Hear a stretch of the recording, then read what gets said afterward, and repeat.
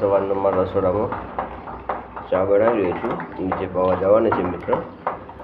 તો આજે 1 તારીખ અને 3જા મહિનાનો આજથી ચાલુ કરું છું મિત્ર. તો આ ચેનલને સપોર્ટ પણ કરજો મિત્ર અને પાયત્રકે સપોર્ટ કરજો. જાય ચેનલમાં રસોડામાં ચોળની સબ્જી બનાવવાની છે જમાડવા માટે.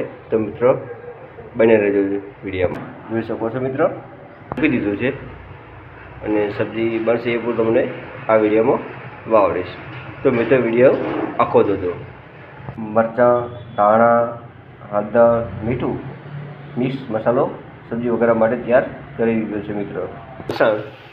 અંદર વઘારમાં નાખી દીધું છે. ખીજવા દેવાનું અને ઉકળવા દેવાનું.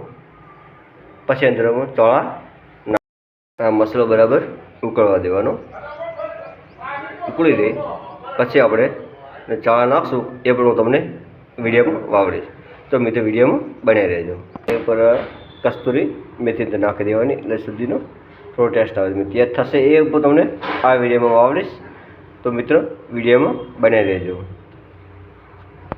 સબ્જી તૈયાર બની ગઈ છે આજની.